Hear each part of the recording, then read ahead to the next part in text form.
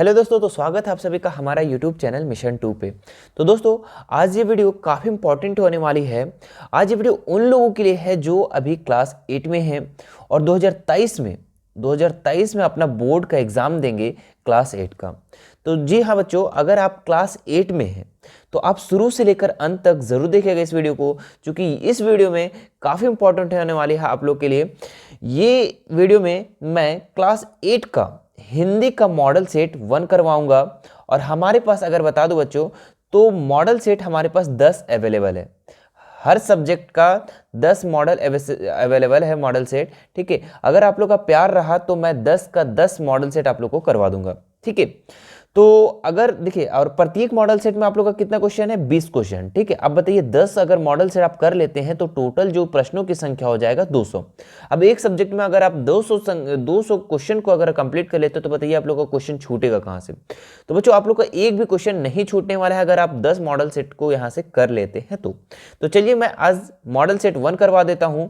और हाँ बच्चों, अगर आप हमारे चैनल पर नए हैं तो सब्सक्राइब करके बेल आइकन बटन को भी जरूर प्रेस कर दीजिएगा, क्योंकि इससे नई वीडियो जैसे ही आती है आप लोगों का मॉडल सेट 2 या फिर अलग सब्जेक्ट का मॉडल सेट आता है तो आपका पास नोटिफिकेशन सबसे पहले आपके पास चला जाए। ठीक है, तो चलिए हम लोग स्टार्ट करते हैं सबसे पहला नंबर क्वेश्चन में। ठीक है, क्वेश्चन की तरफ बढ़ते हैं।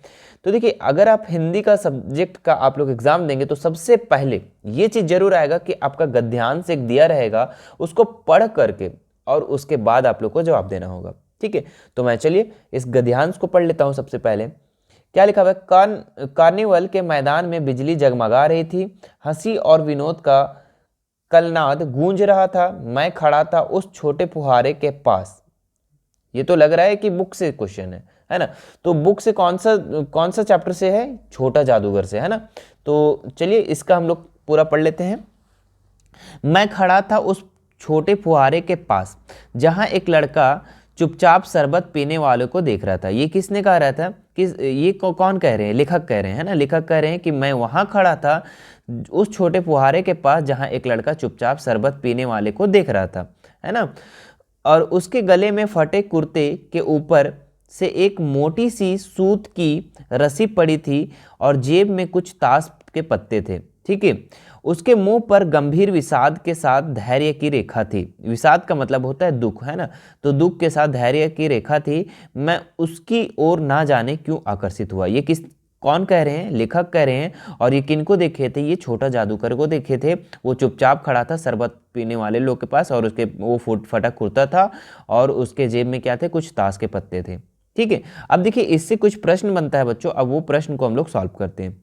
देखिए, सबसे पहला में क्या है कि लेखक किसकी ओर आकर्षित हुआ? तो शरबत पीने वाले या फिर लड़के, फुहारे या फिर सूत की रस्सी?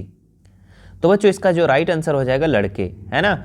ये शरबत पीने वाले जो है वो अलग व्यक्ति थे। शरबत पीने वाले को देख कौन रहा था? लड़का। और लड़के के ही तरफ वो क्या हुए थे? आकर्षित हुए थे।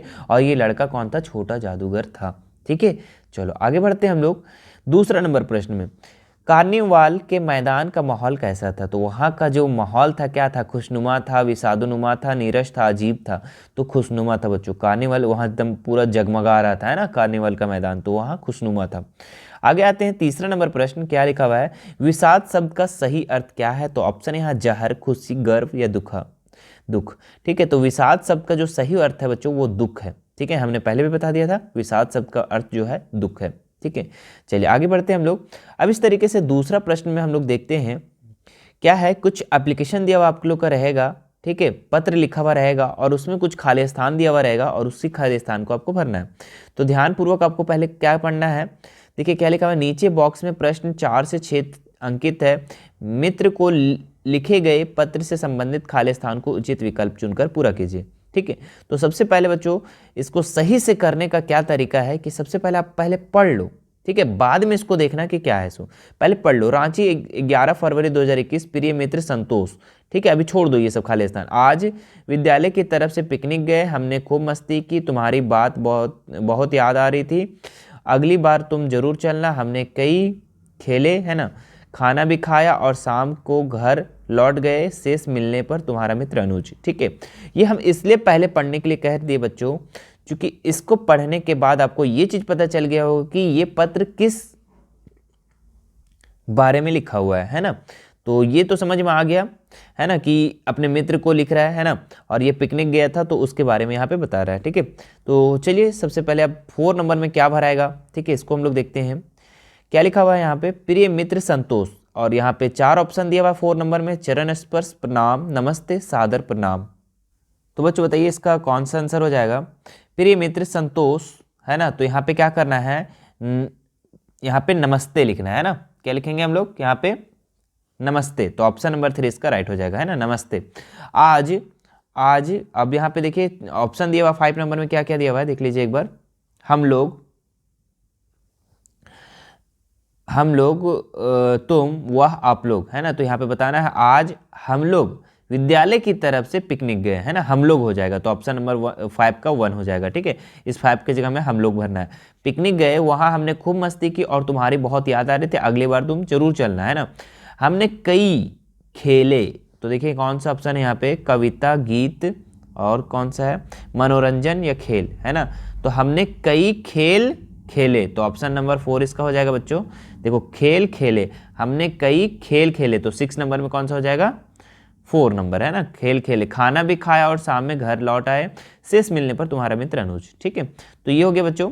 ठीक है, इस तरीके से आप लोग का एक पत्र आएगा और पत्र में आप लोग को एक एक करके भरना है। ठीक है, चलिए आगे बढ़ते हैं हम लोग। 3rd नंबर में देखिए यहाँ पे क्या लिखा हुआ है, नीचे दिए गद्यांश को पढ़कर प्रश्न 7 और 8 को उत्तर दीजिए। ठीक है, तो जिस तरीके से आप लोग का पहला प्रश्न था उसी तरीके से यहाँ पे एक गद्यांश दिया हुआ है, इसको पढ़ना है और आप लोग को उत्तर देना है। तो चलिए हम लोग इसको सबसे पहले ध्यान से पढ़ते हैं। क्या लिखा है, प्रकृति ने हमें बहुत कुछ दिया है, सूर्य हमें प्रकाश और गर्मी देता है, सूर्य के कारण ही वर्षा होती है जिसे तरह तरह की वनस्पतियां पैदा होती है, सूर्य को ही अन्न को पकाता है और फलों में रस भरता है, वृक्ष हमें फल देते हैं, हरियाली और छाया देते हैं तथा प्राणदायिनी ऑक्सीजन भी देते हैं, वृक्ष के फल फूल और जड़ से तरह तरह की दवाइयाँ बनती है, सागर और नदियाँ जल का अक्षय भंडार है, हम इनके लिए प्रकृति के आभारी हैं, हम प्रकृति के इस ऋण को तभी चुका सकते हैं जब उसकी दी हुई चीज़ों का दुरुपयोग ना करें।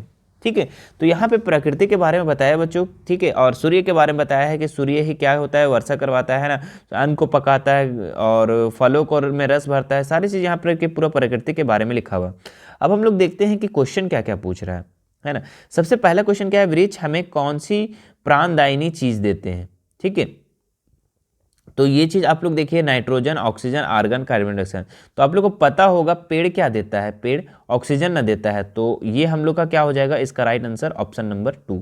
ठीक है, चलो इसके बाद देखते हैं, देखिए यहाँ पे आप लोग का लिखा भी हो गया होगा, प्राणीदायिनी ऑक्सीजन भी देते हैं, है ना। तो ये क्या हो गया, प्राणीदायिनी ऑक्सीजन, ऑप्शन नंबर 2 इसका राइट हो जाएगा। ठीक है, आप ढूंढ कर भी लिख सकते हैं। यहाँ पे देखिए अगला क्वेश्चन, प्रकृति का ऋण हम कैसे चुका सकते हैं। तो लास्ट पॉइंट में आपका लिखा हुआ था, प्रकृति के ऋण को तभी चुका सकते हैं जब इसकी दी हुई चीज़ों का दुरुपयोग ना करें, यानी कि इसका जो दिया हुआ चीज़ है उसका हम लोग सदुपयोग करेंगे तो वही हमारा उसका ऋण को चुका सकते हैं, है ना। तो प्रकृति का ऋण हम कैसे चुका सकते हैं बच्चों, प्रकृति द्वारा दी गई चीज़ों का दुरुपयोग करके नहीं। बताइए, गलत उपयोग करेंगे तो हम उसका ऋण चुका पाएंगे, नहीं चुका पाएंगे। प्रकृति द्वारा दी गई चीज़ों का सदुपयोग करके, यानी कि जितना भी प्रकृति का चीज़ दिया हुआ है उसका अगर हम लोग सदुपयोग करेंगे तो वो हम लोग का क्या हो जाएगा, ऋण। इसका मतलब क्या होगा कि हम ऋण उसका चुका दिए। ठीक है, तो इसका राइट आंसर ऑप्शन नंबर 2 हो जाएगा। चलिए आगे बढ़ते हैं बच्चों। क्या लिखा है, पुष्प की अभिलाषा शीर्षक कविता में पुष्प किसके प्रति समर्पित है। ठीक है, तो यहाँ पे 9 नंबर का आंसर कौन सा हो जाएगा बच्चों, यहाँ पे लिखा हुआ मातृभूमि और वीर, किसान, देवी देवता, सुरबाला। ठीक है, तो इसका राइट आंसर ऑप्शन नंबर 1 हो जाएगा, मातृभूमि और वीर। पुष्प की अभिलाषा का शीर्षक कविता में पुष्प किसके प्रति समर्पित है, तो मातृभूमि और वीर के प्रति, है ना। चलिए इसके बाद हम लोग आते हैं 3 नंबर सवाल में। क्या लिखा हुआ है, बड़े भाई साहब शीर्षक कहानी में लेखक के बड़े भाई ने लेखक के सामने पढ़ाई का कैसा चित्र खींचा। ठीक है, तो यहाँ पे 4 ऑप्शन दिया हुआ, खुशनुमा, आड़ा तिरछा, सीधा, भयानक। ठीक है बच्चों, तो यहाँ पे बड़े भाई साहब आप स्टोरीज पढ़े होंगे, कहानी पढ़े होंगे, तो उसमें बड़े भाई क्या होते हैं, छोटे भाई को यानी कि लेखक को खूब ज़्यादा समझाते हैं। ठीक है, क्योंकि लेखक तो फर्स्ट कर जाता है, फिर भी बड़े भाई तो फेल भी कर जाते हैं यहाँ पे, ठीक है। लेकिन फिर भी क्या है कि ये भयानक तरह से पूरा सा एक चित्र खींचा, पढ़ाई के बारे में बताया कि फिजिक्स हार्ड है, मैथ हार्ड है, इस तरीके से बहुत चीज़ बताया, ठीक है। तो ये कैसा चित्र खींचा, भयानक चित्र, ठीक है। तो ऑप्शन नंबर इसका 4 राइट हो जाएगा, ठीक है। चलिए इसके बाद आगे बढ़ते हैं हम लोग। पथ की पहचान शीर्षक कविता में कवि ने स्वप्न पर मुग्ध होने से मना क्यों किया है, ठीक है। तो पथ की पहचान, ठीक है, ये कविता है बच्चों, ठीक है। और ये कविता में स्वप्न पर, मतलब कि स्वप्न पर पूरा का पूरा तरह से निर्भर नहीं होना है, ठीक है। ये मना किए हैं, स्वप्न देख करके हम लोग उस पर पूरा का पूरा निर्भर नहीं हो सकते हैं, ठीक है। उसके बारे में हम लोग सोच नहीं सकते हैं, क्योंकि स्वप्न जो है सत्य नहीं होता है, वो गलत होता है ना, वो जरूरी नहीं है सत्य हो जाएगा, ठीक है। इसलिए बोलते हैं उस स्वप्न पर मुग्ध होने से मना करते हैं, है ना। तो ऑप्शन क्या है, सपने सच होते हैं, सपने पथ की बाधा होते हैं, सपने सत्य से परे होते हैं। तो ऑप्शन नंबर 3 इसका राइट हो जाएगा बच्चों।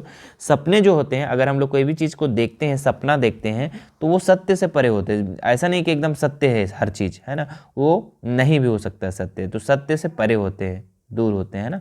चलो इसके बाद हम लोग 12 नंबर सवाल देखते हैं। राम का भरत को संदेश, ठीक है, शीर्षक पाठ में राम ने किसे समझाने का प्रयास किया बच्चों। तो ये चैप्टर जो है राम का भरत को संदेश, ये भरत को समझाने का प्रयास किया गया है ना। तो ऑप्शन नंबर 3 इसका राइट हो जाएगा। आगे बढ़ते हैं हम लोग। हुंड्रू जलप्रपात की ऊंचाई कितनी है, तो बच्चों इसको याद रख लीजिएगा, 243, कितना, 243 फीट, है ना, लगभग 243 फीट है हुंड्रू जलप्रपात। ये आपका रांची में है बच्चों, हुंड्रू जलप्रपात, ठीक है, झारखंड के रांची में। चलो तो ऑप्शन नंबर 2 इसका राइट हो जाएगा। आगे बढ़ते हैं हम लोग। गुरु शिष्य शीर्षक स्मरण में लेखक ने किस महान व्यक्ति का पुण्य स्मरण किया है, ठीक है। तो गुरु शिष्य शीर्षक में संस्मरण में लेखक ने किस महान व्यक्ति का, तो आचार्य हजारी प्रसाद द्विवेदी के बारे में यहाँ पे लिखा गया है, इनके बारे में बताया गया है। तो ऑप्शन नंबर 4 इसका राइट हो जाएगा, ठीक है। इसके बाद हम लोग देखते हैं 15 नंबर सवाल, क्या लिखा हुआ है। तालाब बांधता धर्म स्वभाव शीर्षक निबंध में जुड़े भारत का प्रतीक किस तालाब को कहा गया है। तो बच्चों इसका जो राइट आंसर हो जाएगा आपका ऑप्शन नंबर 4, डल झील के बारे में बताया गया है ना। तो ऑप्शन नंबर 4 इसका राइट हो जाएगा। आगे बढ़ते हैं हम लोग। शीश शब्द का तद्भव रूप दिए गए विकल्पों में से कौन सा है। तो शीश का जो तद्भव होता है बच्चों, ठीक है, तो इसका तद्भव जो होता है वो सिर होता है। तो ऑप्शन नंबर 1 इसका राइट हो जाएगा, शीश का सिर, शीश का सिर, याद रखिएगा। आगे बढ़ते हैं हम लोग अगले सवाल की तरफ। 17 नंबर क्या लिखा हुआ है। विपरीत अर्थ बताने वाले शब्द युग्मों में से गलत युग्म का चुनाव कीजिए, ठीक है। तो आपको पता है विपरीत यानी विलोम शब्द, तो देखिए यहाँ पे कौन सा गलत है। राग विराग ये सही है बच्चों। जय विजय देखो ये गलत है, क्योंकि जय भी और विजय भी सेम होता है बच्चों, ठीक है। यहाँ पे जय का क्या हो जाएगा, पराजय अगर रहता तो सही होता, ठीक है, पराजय अगर रहता तो सही होता, लेकिन हम लोग को क्या बोल रहा है, गलत युग्म चुनाव करने के लिए। तो ये जय और विजय जो है गलत है बच्चों, ठीक है, ये गलत है, ठीक है। सूक्ष्म स्थूल सभ्य असभ्य ये सब सही है, ठीक है। चलो हम लोग को गलत को ढूंढने बोला था तो गलत ढूंढ दिए। आगे बढ़ते हैं हम लोग। उज्ज्वल की संधि में कौन सा शब्द बनेगा, सही विकल्प का चुनाव करें। तो उज्ज्वल जो है बच्चों, जो इसका राइट आंसर हो जाएगा आप लोग का उज्ज्वल, है ना। तो ऑप्शन नंबर 1 इसका राइट हो जाएगा, उज्ज्वल, ठीक है। इसका अगर हम संधि विच्छेद बनाएंगे, संधि विच्छेद को पूरा करेंगे तो उज्ज्वल। आगे देखते हैं हम लोग 19 नंबर सवाल, क्या लिखा हुआ है। चरण स्पर्श, चरण का स्पर्श यहाँ समासिक शब्द है, शब्द और उसका विग्रह दिया गया है। आप इस समासिक शब्द का समास पहचान कर सही विकल्प चुनिए। द्विंदु समास है, द्विगु समास है, तत्पुरुष समास है, बहुव्रीहि समास है। तो बच्चों इसका जो राइट आंसर हो जाएगा तत्पुरुष समास, ठीक है। ये क्या हो जाएगा, तत्पुरुष समास, ठीक है। चरण स्पर्श का जो होता है वो क्या होता है, चरण का स्पर्श। आगे बढ़ते हैं हम लोग। लोहा लेना मुहावरे का सही अर्थ क्या है। तो मुहावरा आप लोग तो बच्चे से पढ़ते आ रहे होंगे, 6th क्लास से पढ़ते आ रहे होंगे, है ना। मुहावरा लोहा लेना, है ना, मुकाबला करना, इसका राइट आंसर हो जाएगा बच्चों, ठीक है। तो राइट आंसर कौन सा हो जाएगा, ऑप्शन नंबर 1। तो ये था बच्चों आप लोग का टोटल 20 नंबर क्वेश्चन, 20 क्वेश्चन, ठीक है। ये मॉडल सेट 1 हम कंप्लीट करवा दिए यहाँ से आप लोग का, ठीक है। इस तरीके से आप अगर मॉडल सेट 2 को देखना चाहते हैं, ठीक है। तो हमसे जुड़े रहें, हमारे चैनल से जुड़े रहें। अगर चैनल पे नए हैं तो बच्चों तो सब्सक्राइब करके बेल आइकन बटन को भी ज़रूर प्रेस करें। और भी वीडियो पाने के लिए, और भी सब्जेक्ट का वीडियो पाने के लिए आप हमारे चैनल से जुड़े रहें, ठीक है। मिलते हैं नेक्स्ट वीडियो में। धन्यवाद।